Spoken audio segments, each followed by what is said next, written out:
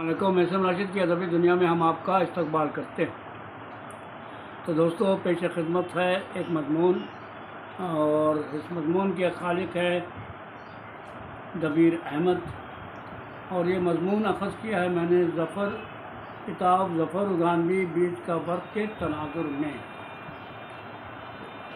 پہلی قسط آپ کے سامنے حاضر ہو چکی ہے، دوسری قسط لے کر کے حاضر ہوا ہوں۔ میں امید کرتا ہوں کہ آپ اپنی رائے کا اظہار ضرور کریں گے۔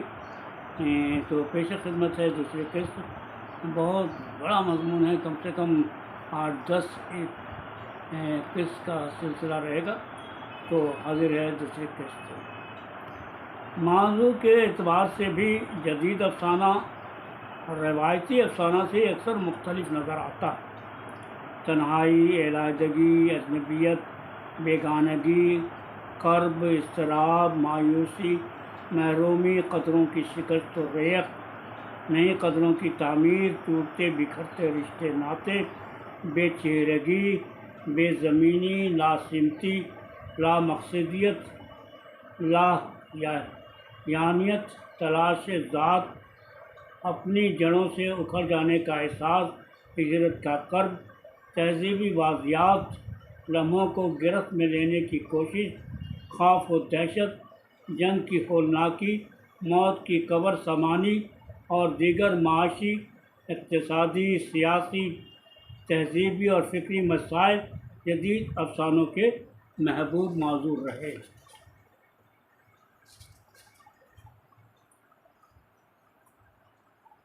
تخلیق کوئی بھی ہو، کسی طرح کی ہو، یہ خود کفیل ہرگز نہیں۔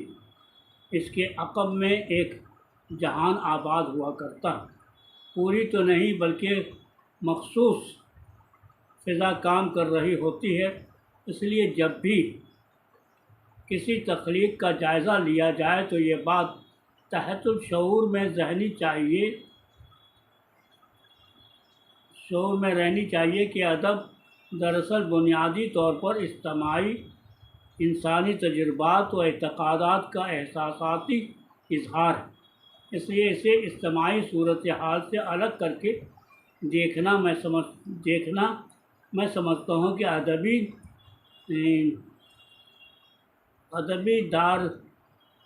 واردات کی تحقیر ہے۔ دوسرے لفظوں میں کہا جا سکتا ہے کہ ایسا کرنے سے ہم سماج اور تہذیب کے ساتھ ظلم کر رہے ہیں۔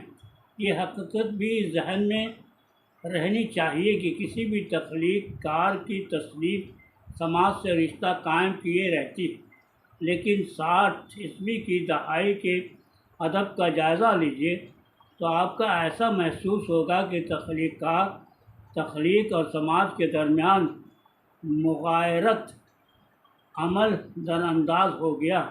اس دہائی میں علامت اور تجرید کے نام پر تخلیق کاروں نے میں کو اظہار کا ذریعہ بنایا۔ گرچہ اردو ادب میں علامت اور تجرید کا سلسلہ منٹو کے افسانہ خزنے اور کرشن چندر کے افسانہ غالیچہ سے شروع ہوتا ہے۔ وجودی فلسفہ کے زیر اثر افسانہ نگاروں نے خود کو قاری سے رشتہ منقطع کر کے دروں بیتی اور خود کلامی پر اتخاذ کیا۔ نتیجہ یہ ہوا کہ ترسیل و ابلاغ کو برژوائی آئیڈیالوجی کا تقاضا قرار دے دیا گیا۔ ایسا کیوں ہوا، یہ ایک سوالیہ نشان ہے۔ دراصل قاری کے اطوار بدلتے چلے گئے، لوگ مادیت پسند کے دلدادہ ہو گئے، جدید علوم کی روشنی میں ادب کو لایعنی وقت کا ضیاع سمجھ کر خود کو دوسرے کاموں میں مشغول کر لیا۔ اس طرح سے ادیب اور قاری دونوں نے ادب اور تہذیب سے گلو خلاصی کی، جیسے ہم انسانی اقدار کا ایجنڈا کہہ سکتے ہیں۔ ان حالات میں میرا ذاتی خیال ہے کہ سماجی مغایرت کی فضا کو دبیز کرنے میں صرف افسانہ نگار یا تخلیق کار کو ہی مورد الزام ٹھہرانا لا حاصل ہے، بلکہ یہ کہنا زیادہ مناسب ہوگا کہ اس گناہ میں، جیسا کہ بہت سارے ادبا فلسفہ وجودیت کو گناہ سمجھتے ہیں، پوسٹ کلونیل انسان کو برابر کا شریک سمجھنا چاہیے۔ ایسا اس لیے کہ پوسٹ کلونیل انسان نے معاشی ترقی کی ہوس میں پڑھ کر ادب کو نظر انداز کرنا ہی سود مند سمجھا۔ اس صورتحال کو خراب کرنے میں امریکی فلسفہ نتائجیت پریگمیٹزم کے کردار کو ہمیں فراموش نہیں کرنا چاہیے۔ ہم ادیبوں کو اپنی زمین، ثقافت اور تہذیب سے کبھی بھی رشتہ ختم نہیں کرنا چاہیے، کیونکہ بے پناہ محبت، توقیر اور ہمدردی کی صورت میں ہی مذکورہ گناہ سے نجات حاصل کر سکتے ہیں، اور اس گناہ سے نکلنے میں تخلیق کار اور کہانی کار اہم رول ادا کر سکتے ہیں۔ بالخصوص کہانی تو اس بے سود مند اور اہم رول ادا کر سکتی ہے کہ کہانی نے اسی زمانے کی کوکھ سے جنم لیا ہے جس میں ہماری تہذیب پوشیدہ ہے۔ اس لیے کہانی کل بھی اور آج بھی سماج میں پھیلی ہوئی نفرت کی دیواروں کو منظم کرنے کا کام انجام دیتی رہی ہے۔ اس لیے کہانی کل بھی اور آج بھی سماج میں پھیلی ہوئی نفرت کی دیواروں کو منظم کرنے کا کام انجام دیتی رہی۔ جدیدیت کے عہد میں بھی یہ فریضہ انجام دیا گیا۔ 1960 عیسوی کے آس پاس ادب میں خاصی تبدیلیاں رونما ہو چکی تھیں۔ اس عہد کے افسانہ نگاروں میں سریندر پرکاش، بلراج منیرا، انور سجاد، سمیع آہوجہ، رشید امجد، مظہر الاسلام، انور عظیم، رشید امجد، ناصر بغدادی، سلیم اختر، اعجاز راہی، اقبال مجید اور ظفر گانوی وغیرہ اہم ہیں۔ باشعور آدمی طب نفسی کا شکار ہو گیا۔ اس کی اس کیفیت کا اظہار مذکورہ افسانہ نگاروں نے اپنے افسانوں میں شعور کی رو کی تکنیک کے ذریعہ نہایت چابک دستی سے کیا۔ ان میں سے بیشتر افسانہ نگاروں نے 60 کی دہائی کے اوائل سے ہی علامتی افسانہ لکھنا شروع کر دیا تھا۔ جدیدیت کی تحریک، بعض لوگ جسے رجحان کا نام دیتے ہیں، اس نے ابھی 2 دہائیں بھی مکمل نہیں کیا تھا کہ بعض اصحاب نے مخالفت کرنی شروع کر دی۔ لوگوں نے تو یہاں تک کہہ دیا کہ جدیدیت ایک مثبت نہیں بلکہ منفی تحریک، اور اس تحریک سے علامت نگاری کا سلسلہ جو شروع ہوا ہے، اس نے اردو افسانے کو بالخصوص نقصان پہنچایا، جس کی وجہ سے اردو افسانے کا قاری دھیرے دھیرے دور ہوتا جا رہا ہے۔ اسی زمانے میں علامتی افسانے پر ایک سیمینار کا انعقاد کیا۔ اس سیمینار میں ڈاکٹر جمیل جالبی نے علامتی افسانہ ایک منفی رجحان کے عنوان سے کلیدی خطبہ پیش کیا۔ اس خطبے میں انہوں نے بعض ایسے نکات اٹھائے جو حوصلہ افزا نہیں تھے۔ جدید افسانہ نگار کو ذہنی و تخلیقی سطح پر بے سمتی کا شکار کہا، اسے منفی رجحان قرار دیا، یہاں تک کہ کہہ دیا کہ علامتی افسانہ نگاروں کو ابلاغ کا شعور نہیں۔ انہوں نے یہ بھی کہا کہ جدید افسانہ نگاروں کے پاس موضوع کا فقدان ہے۔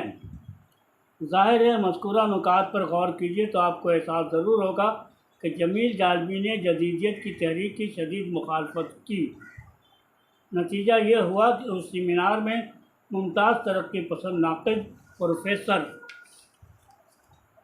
ممتاز حسین نے جدید علامتی افسانے کی حمایت میں کہا کہ ہمارے یہاں مغرب کی نقالی اور تنقید کی فضا ضرور پیدا ہوئی ہے، لیکن میں بار بار کہہ چکا ہوں اور میں یہ تسلیم نہیں کرتا کہ علامت نگاری مغرب کی نقالی ہے۔ علامت کا استعمال ایک علیحدہ بات ہے اور اس کو فیشن بنانا علیحدہ بات ہے۔ علامت کے استعمال سے خواہ شاعری ہو یا افسانہ نگاری پرمائگی پیدا ہوتی ہے اور اس میں لامحدودیت ہوتی ہے، اس میں ایک لامحدود تصور آفرینی کا اشارہ ملتا ہے۔ اسی سیمینار میں ڈاکٹر انور سدید نے نہایت پرمغز مقالہ جدیدیت کے حوالے سے پیش کیا اور جمیل جالبی کے اٹھائے گئے سوال کہ علامتی کہانی ایک بھی ایسی نہیں لکھی گئی ہے جسے بڑا ادبی تجربہ کہا جا سکے، جواب دیتے ہوئے کئی بڑی کہانیوں کا ذکر کیا کہ بعض ایسے افسانے تاریخ میں اپنا مقام رکھتے ہیں اور ذہن پر دیر بعد تاثر بھی چھوڑ جاتے ہیں۔ جمیل جالبی کا جدید افسانہ کے تئیں یہ بھی خیال تھا کہ جدید افسانہ روایت سے کٹا ہوا ہے۔ اس نقطے کا جواب اردو کے مشہور ناقد ڈاکٹر وزیر آغا نے جس طرح دیا، اس سے جدیدیت کی اہمیت و افادیت حقیقت واضح ہوتی ہے۔ اردو افسانے کی روایت سے کیا مراد ہے؟ تاحال اردو افسانے کے 3 دور ہمارے سامنے آتے ہیں۔ پہلا رومانی، دوسرا حقیقت پسندی کا دور اور تیسرا علامت نگاری کا دور۔ رومانی دور میں تخیل کی کارفرمائی کو نسبتاً زیادہ اہمیت ملی اور جدید علامتی افسانے نے تخیل کی اس قوت پر اپنا رشتہ قائم رکھا، لہذا وہ اردو افسانے کے پہلے دور کی روایت سے منقطع نہیں۔ اسی طرح حقیقت پسندی کے دور نے شے اور کردار اور کہانی اور ان سے منسلک مسائل اور قصوں کو اہم گردانا، اور علامتی افسانے نے ان اپنی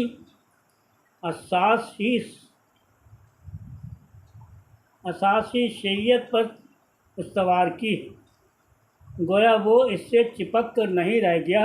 مراد یہ کہ اس نے شے یا کردار یا کہانی کو اس طرح ٹریٹ کیا کہ ان میں سے معنی کے شعاع میں پھوٹنے لگی، تاہم اس نے حقیقت پسندی کے وصف خاص سے خود کو منقطع ہونے نہیں دیا، لہذا اردو افسانے کے دوسرے دور سے بھی وہ الگ نہیں تھے۔ علی حیدر ملک لکھتے ہیں، علامتی افسانہ اردو افسانے کے تاریخی تسلسل کا ایک حصہ ہے اور اس کا ایک مرحلہ۔ اگر اسے جذباتیت پر محمول نہ کیا جائے تو میں یہاں تک کہنے کو تیار ہوں کہ جس طرح نسلی اعتبار سے ہم آباء و اجداد ہیں، اسی طرح ادبی لحاظ سے بھی ہم اپنے بزرگ افسانہ نگاروں کی اولاد ہیں۔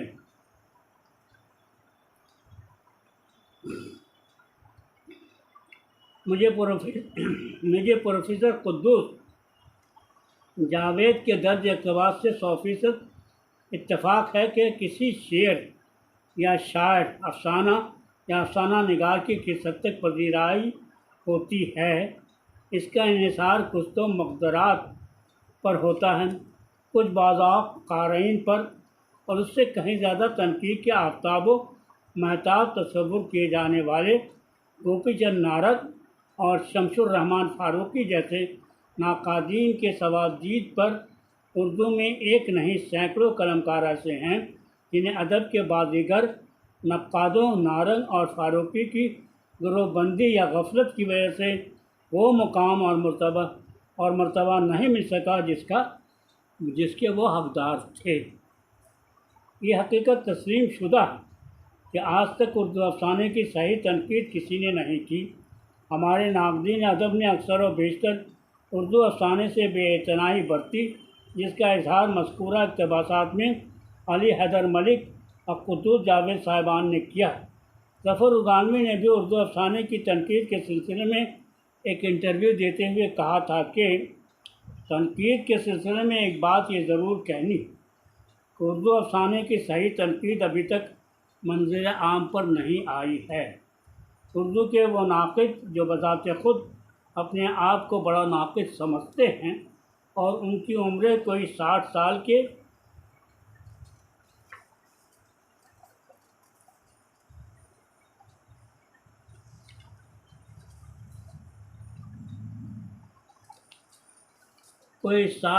کے لگ بھگ ہیں،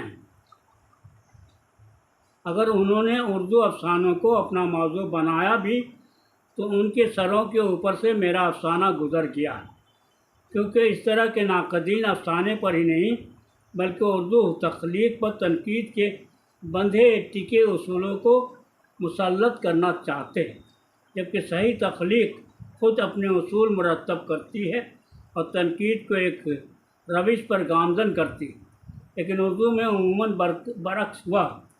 یہی وجہ ہے کہ کسی ناقد کو اردو افسانہ نگار سے یہ شکایت ہے کہ وہ ابوالکلام آزاد اور رشید احمد صدیقی کی طرح اسلوب نگار نہیں بن سکا ہے، یا کسی ناقد کو یہ گلا ہے تو اردو افسانہ ماجرا، پلاٹ، کردار جیسے عناصر ترکیبی سے خالی ہوتا جا رہا ہے۔ یہ باتیں محض دھوسانے کی ہیں، اس سے اردو افسانے کو کوئی فائدہ حاصل نہیں ہوتا۔ میرا خیال ہے کہ اردو افسانے کی صحیح تنقید خود افسانہ نگار ہی جائز طریقے پر کر سکتا ہے، اور اردو کے ناقدین کو نئے افسانے کے نئے اصول سے روشناس کرا سکتا ہے۔ باراتیں مرتب نسیم اختر، صفحہ 84 سے 85۔ تو دوستو ابھی آپ احسن راشد کی ادبی دنیا میں ایک مضمون سن رہے تھے جس کا عنوان تھا حرف نسبت، اور اس کے خالق تھے جناب دبیر احمد، اور یہ اخذ کیا گیا ہے کتاب ظفر الگانوی بیج کا برق کے تناظر میں۔ یہ اس کی دوسری قسط ہے۔ میں امید کرتا ہوں کہ آپ کو یہ مضمون پسند آیا ہوگا۔ اگر پسند آ رہا ہے تو اس کی اگلی قسط بھی ضرور دیکھیں گے۔ یہ کئی قسط پر مشتمل ہے۔ میں امید کرتا ہوں کہ بہت جلد میں اس مضمون کو کمپلیٹ کروں گا آپ کے لیے۔ اگر پسند آئے تو لائک کیجیے گا، شیئر کیجیے گا، کمنٹ کیجیے گا۔ تو دوستو یاد دیجیے، ہم پھر ملتے ہیں آپ کسی پروگرام میں جس کا نام ہے احسن راشد کی ادبی دنیا۔ اللہ حافظ۔